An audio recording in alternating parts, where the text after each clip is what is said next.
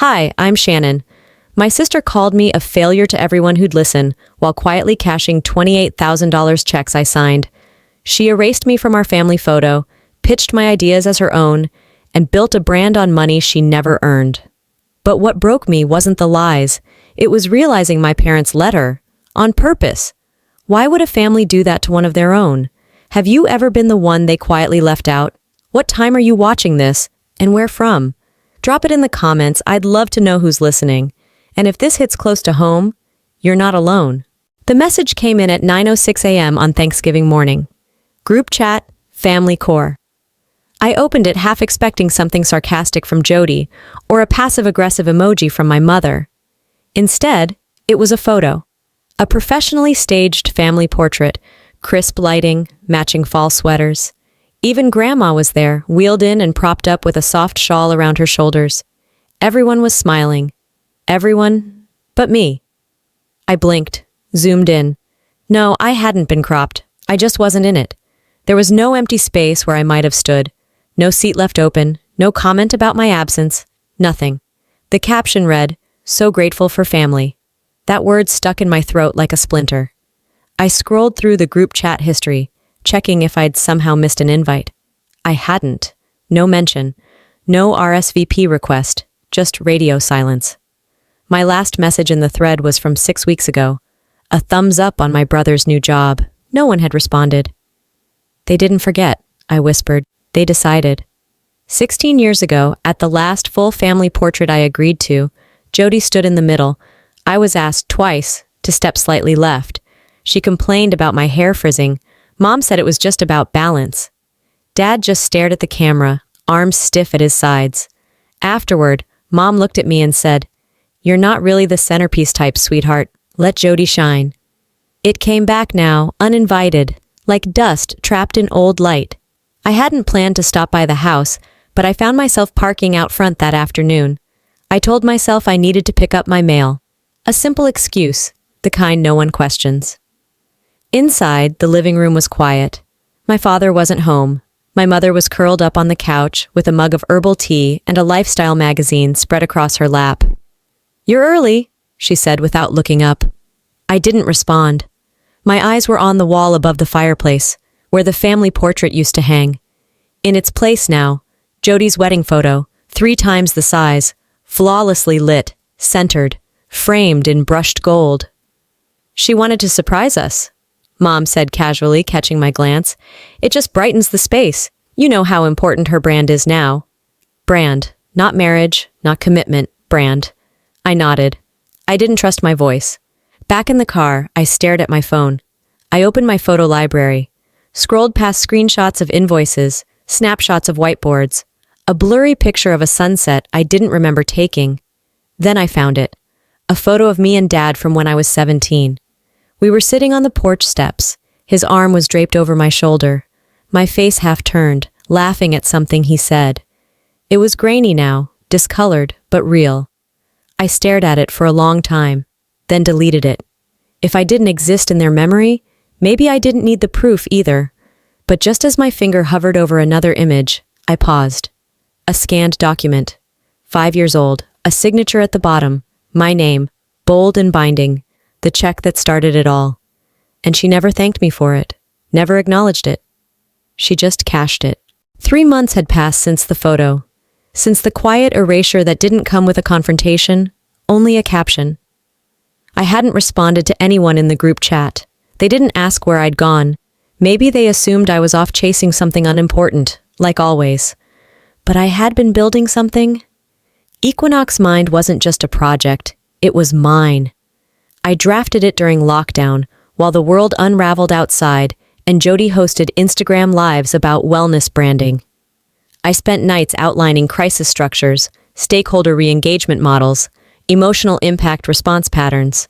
I submitted the concept to a boutique firm through ShanFund to test its legs quietly.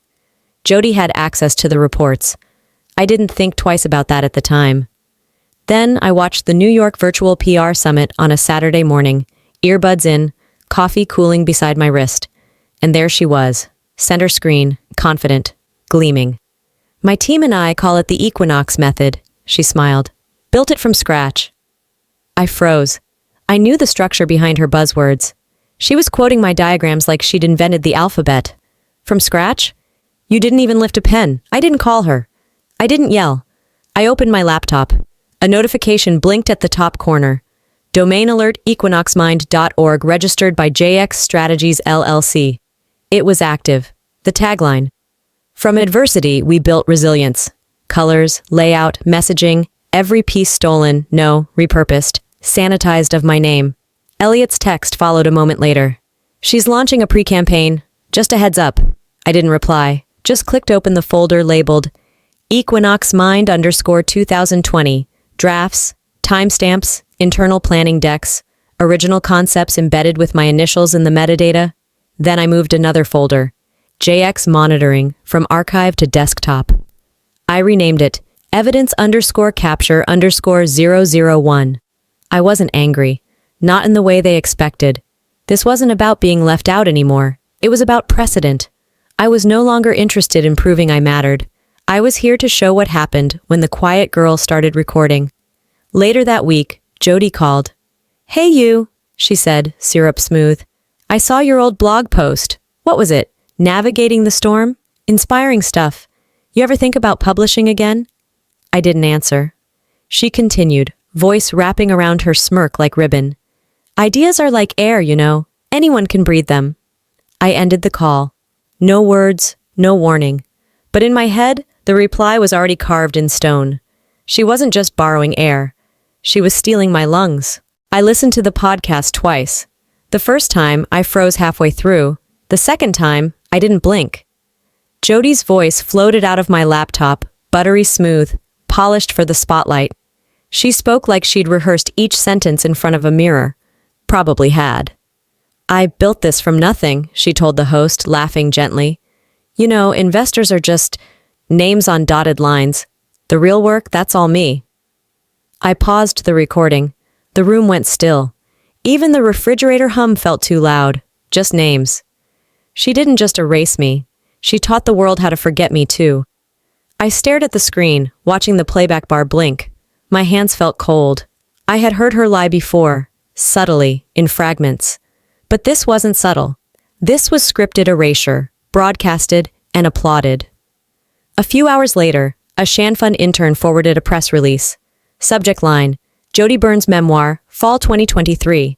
The title stopped me. How I Did It Alone. The subtitle? The Blueprint for Building Without Permission. Without permission. I clicked the Amazon pre-order link.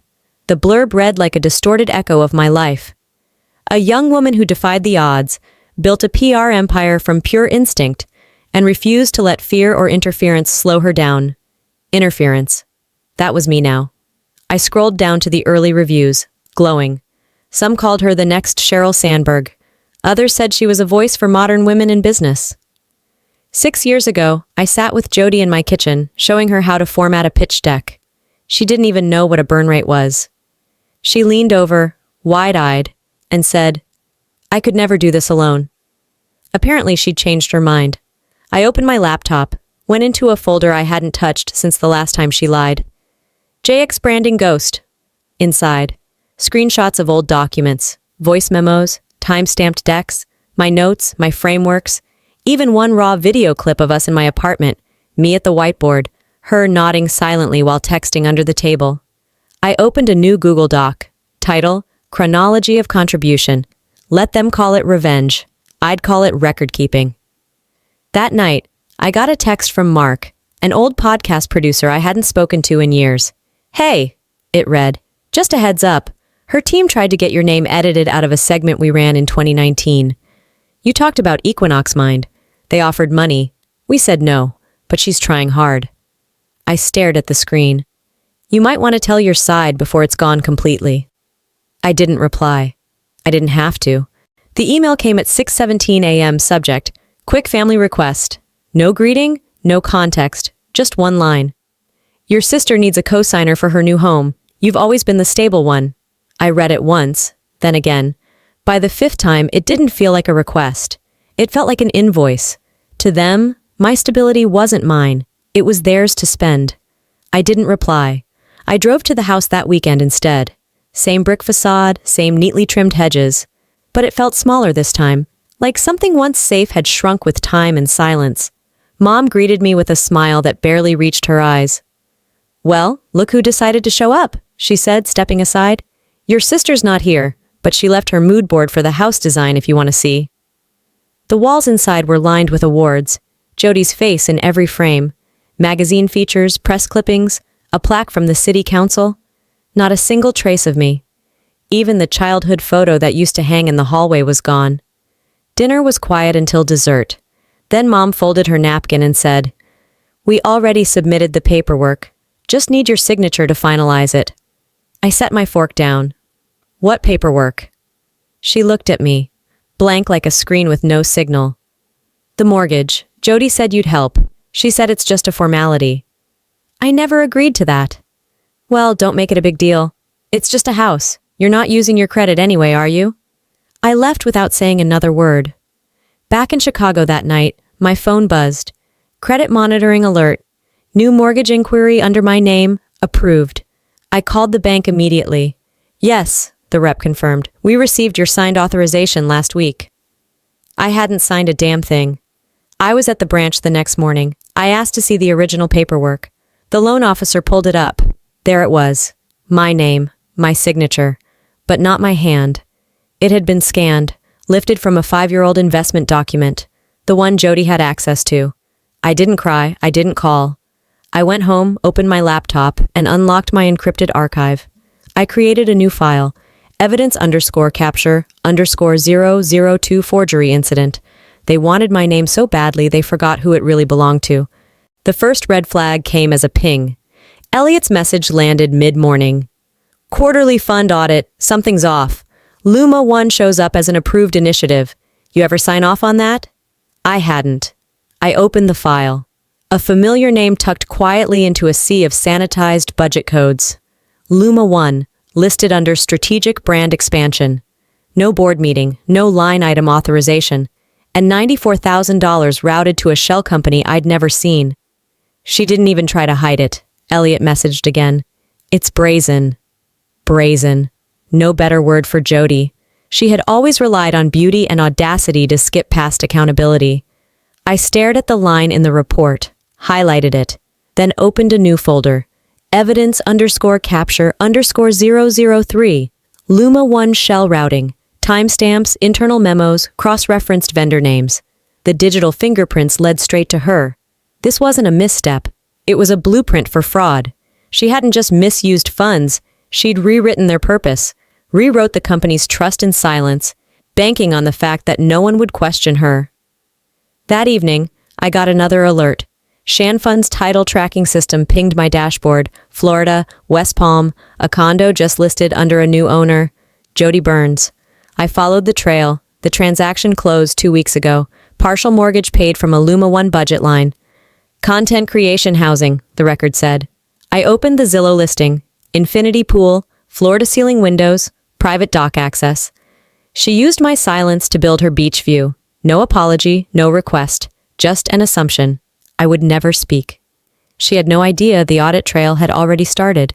I didn't text her, didn't email Elliot again. I simply updated the fund board's quarterly report. Quietly, methodically. Under pending review, I added one new entry, Luma 1 Holdings flagged for compliance check. I didn't attach a comment. I didn't make a call, but I knew Jodi monitored every board document the moment it went live. She'd see the red mark. She'd feel the breath behind her neck. She'd know it had started. The email subject line was short. Audit finalized. No emojis, no small talk. Just a thread of numbers that made my stomach tighten. Elliot had attached the Q3 compliance summary, flagged in yellow. One section stood out like a bruise. Luma 1, unapproved expenditures, fund misalignment, vendor names tied to shell corporations. I didn't need to search long to find Jodi's trail. It was like watching someone forge their own fingerprints in ink and leave them at a crime scene. I didn't flinch. I highlighted the entry, copied it to a private archive, then logged off without a word. The next morning, the story broke. Not from me. A finance blogger in San Diego leaked a redacted version of the audit to her 12,000 followers. It exploded. CEO Jodi Burns linked to misallocated investor capital. Luma One tied to shell vendors. Her name trended by noon, not under hash empowerment, under hash fraud. Mrs. Talbot sent a single-line email. This is no longer internal. We proceed formally. And still, I didn't speak. The retaliation came 48 hours later. Elliot called me just after 9 p.m. I got a message, he said, voice calm but thinner than usual. No name, routed through a relay server. He forwarded it. One sentence. Compliance can be replaced. Be careful which lines you cross. Elliot didn't say it, but I heard it in the pause. He knew, I knew. Jodi's fingerprints might be scrubbed, but her tactics weren't new. He traced the metadata.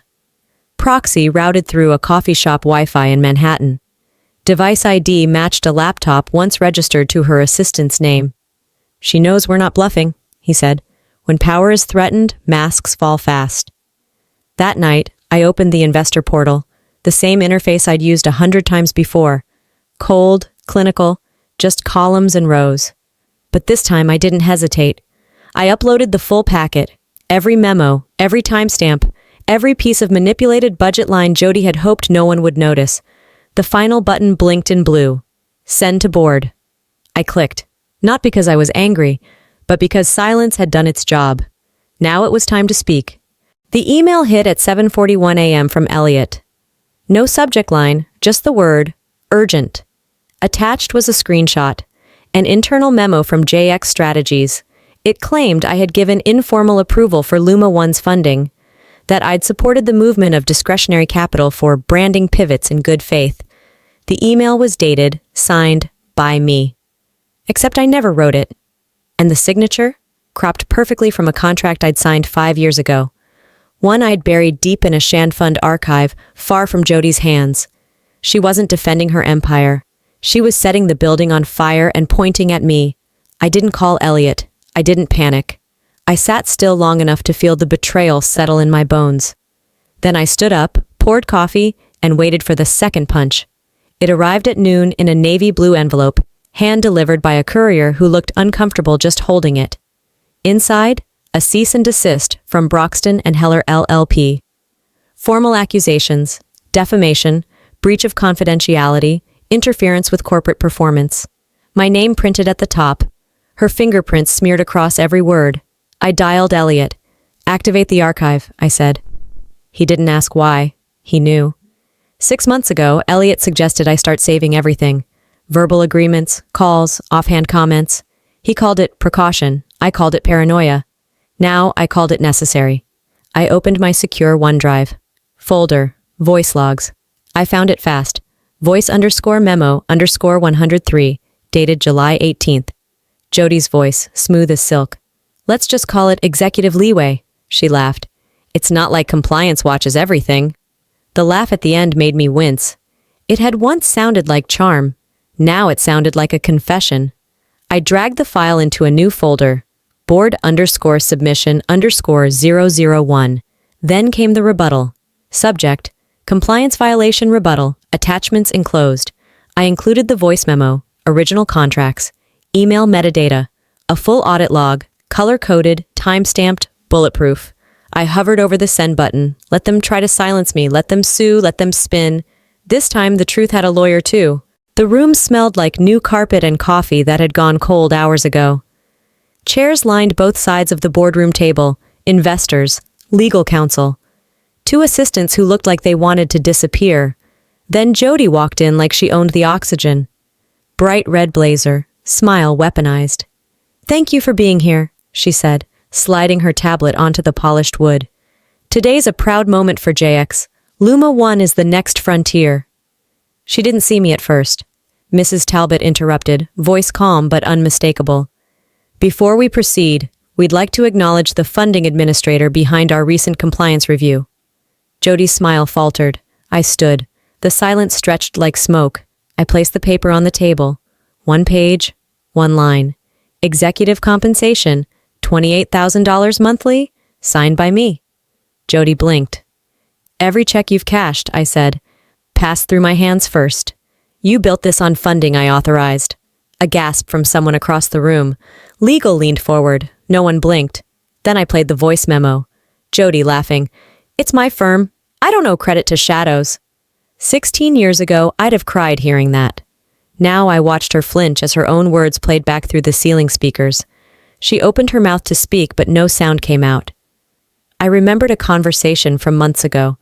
In the kitchen, my father wouldn't meet my eyes. I knew, he said low. I knew you funded JX, but your mom thought it was better to let Jodi have the spotlight. He paused. You understand, right? No, I didn't.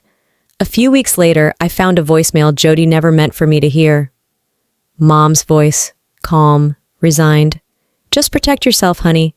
I don't care what happens to Shannon. She always lands on her feet. I wasn't just forgotten. I was offered. Back in the boardroom, a voice I didn't recognize said, I moved to suspend Jodi's executive role pending full investigation. Another added, withdrawals from the Luma One account are hereby frozen. Jodi finally spoke. Her voice cracked in half. Wait, this isn't fair. But no one looked at her. They looked at me, and I didn't smile. I didn't nod. I just stood there while the air shifted.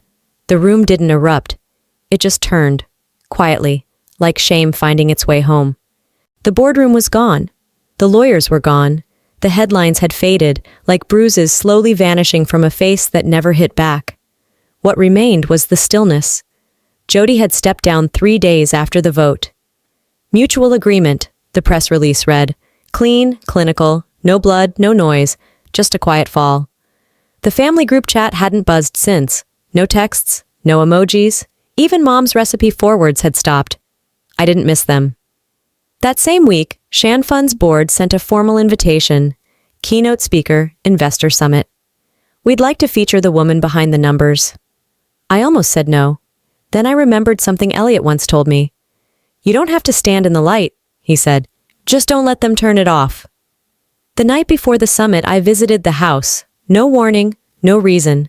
Dad was on the couch reading the same newspaper he always pretended to care about. Mom opened the door with a smile too practiced to mean anything. The same smile she'd worn at Jodi's last gala. On the bookshelf, the old family photo was back. Not the glossy one with the sweaters, the one from years ago, before the branding, before the erasure. The frame leaned slightly to the left. I didn't say anything. I just straightened it. No one asked why I was there. I didn't offer a reason. I left after 10 minutes. 16 years ago, I sat in the corner of my bedroom drawing startup models in a notebook Jodi called a waste of ink. She'd laughed, tossed her curls, and said, "You're not built for business. You're too careful." Last night, I stood on stage in front of a room full of founders. Mostly women, mostly silent until they weren't. I told them about failure, about erasure, about being a footnote in someone else's fairy tale. You don't need a spotlight to matter, I said, but sometimes you have to flip the switch yourself. They didn't clap right away, but when they did, it wasn't for drama. It was for recognition. Later in my apartment, I drafted a letter to Jodi, not angry, just honest. I told her I remembered the first check, the one she never thanked me for. I remembered the lies, the silences, the photo she framed without me. I deleted it before I finished the third paragraph. Some truths don't need a witness, just release. That night, I placed the original stub from her $28,000 payout inside a new frame. Below it, I installed a small plaque. It didn't say my job title, or hers. It just had my name, centered. No applause, no closure, just peace. And for once, I wasn't asking to be seen. I was choosing not to disappear. Some stories don't need thunder to make impact. Sometimes all it takes is the quiet voice that refuses to disappear. If you've ever been overlooked, silenced, or made to feel small, this story was for you. Not as a tale of revenge, but a reminder. Your value isn't measured by applause, titles, or who gets the credit. It's measured by what you survive, what you choose to build despite it, and the integrity you keep when no one's watching. So let me ask you, have you ever stayed silent for too long? Have you ever watched someone rewrite your truth and called it ambition? Share your story in the comments. I'd love to hear it. If this video touched you, drop a 1 in the comments or tell me where you're watching from. And if it didn't resonate, that's okay too. Let me know why and what stories speak to you more.